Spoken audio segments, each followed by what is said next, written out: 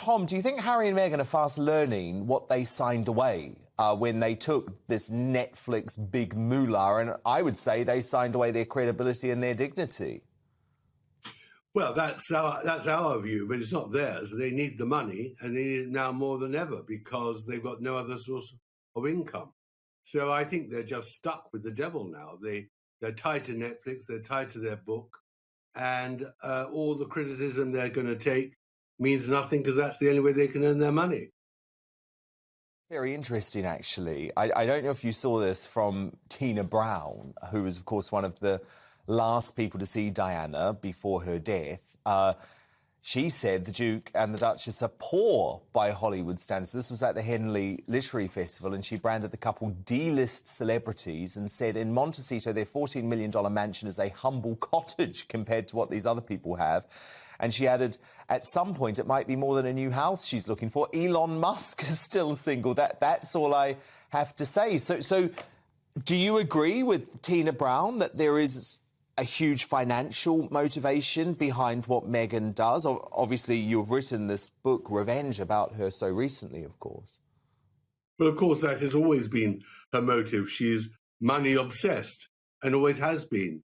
And that is why she married Prince Harry. Her great surprise and disappointment was to discover that Prince Harry had very little money. She imagined he'd be worth hundreds of millions, if not billions. And she's having to make up for it now. And that's why I think, I think Tina is a great journalist, and perhaps she has inside information. I don't see how the Sussexes can give up both the Netflix and the book deal. They won't be living in a Montecito cottage. They'll be more likely living somewhere in downtown LA, in a little hovel. That's their problem. They're stuck now. But, you know, the truth is about them that the only way I can conceive of Harry getting out of it now is if Charles would bail him out. Somehow he'd have to pay off Netflix, he'd have to pay off Random House's publishers. It would cost millions of dollars or pounds. But Harry might give that to him in return for a signed agreement never to knock the royal family again. That's the only thing I can imagine would actually end this confrontation. But I can't see Meghan signing that deal. Meghan has got no interest whatsoever in giving way, being silent. She wants the battle. She wants to rubbish the royal family and go on to bigger things. So I think that this battle is going to go on. Hostilities have resumed, I think. Tom Bower has once again pulled no punches, claiming that Prince Harry and Meghan Markle are facing their biggest financial test yet. Their empire, built on fame and controversy, is cracking under pressure. And now, according to Bower, the Sussexes need the money, now more than ever. When Harry and Meghan left the royal family in 2020, they promised independence, freedom, financial stability, and the power to write their own story. But Tom Bower says the truth is far less glamorous. After losing royal funding, they bet everything on Hollywood success. Multi-million-dollar deals with Netflix, Spotify, and Penguin Random House. But the charm that once drew global attention is wearing thin. Their Spotify deal collapsed, Netflix has grown cold, and book sales have peaked. Bower insists that without new income streams, their lavish California lifestyle, the security, PR teams, and private jets, could quickly become unsustainable. According to Bower, the Sussex brand isn't what it used to be. Hollywood insiders whisper that Meghan's reputation has taken a hit, accused of being difficult to work with and overly calculated. Harry's image, meanwhile, has been defined by his attacks on his family rather than his charity work. And that's the problem, isn't it, Tom? You know, they have signed this deal with the Hollywood devil, in this case, Netflix, and Netflix is now demanding its pound of flesh. They're not happy with this woke children's TV series that Meghan wanted to do and some sort of twee documentary that Harry was planning about the Invictus Games. They want the dirt on the royal family, don't they, Tom? Well, I think they've got the dirt. I mean, they've been filming now for more than a year. And I'm sure that everything that Harry spewed out to the ghostwriter for the book, he gave Netflix to, plus a lot more. And so they've got it in the can, so to speak. The only question now is whether they're prepared to dump it. I don't see why they should. I mean, this is their investment, and it'll come brilliantly at the end of The Crown. Netflix is in battle with all the other streaming services. they want to now push their own product.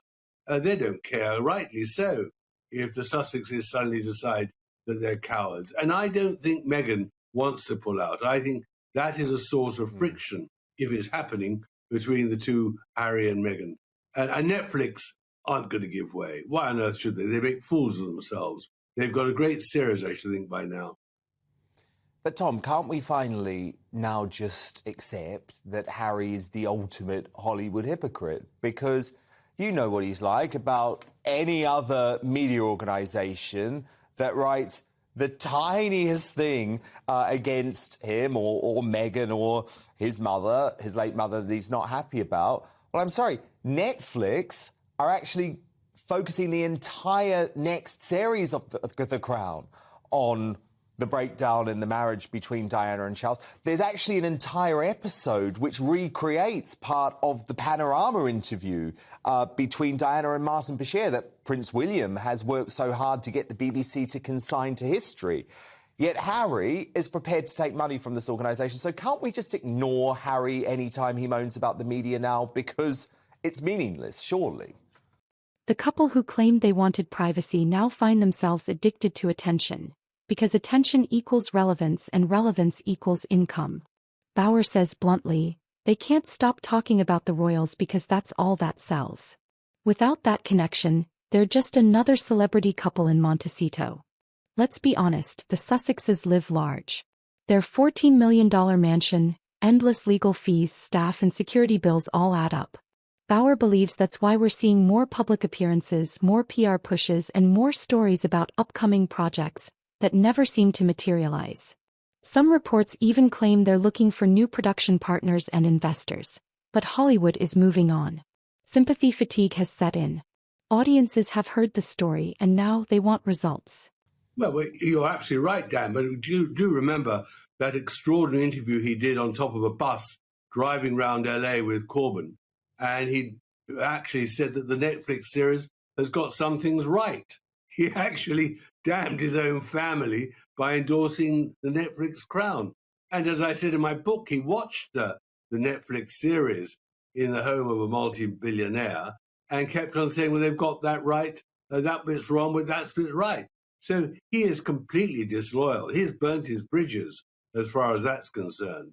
And you know, in the end, my book is pretty critical of them both. I haven't heard a peep from them yet. The irony.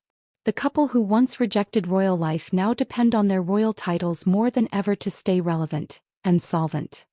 Bauer paints a sad picture of Harry, a man torn between resentment toward the institution that made him famous and dependence on it for survival.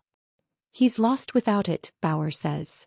Meghan, on the other hand, is described as the driving force, ambitious, relentless, and unwilling to give up the fight for fame. But that ambition comes with a price. The world that once adored them is now watching them with skepticism. From royal hero to Hollywood exile, that's the transformation Bauer says has left Harry questioning who he is and where he truly belongs. No, true. And I guess, though, £73 million maybe does buy a degree of silence, or as you say, even support. But Tom, look, I wanted to speak about the last time you were here because you went viral around the world for this critique of the Duchess of Sussex. Emotional back Dan? I mean, when she allegedly touched a tear, or was it an act of a Hollywood actress thinking I better do a gesture to suggest a tear? The only person that Meghan, I think at the moment, is crying for is for herself, certainly not for the Queen.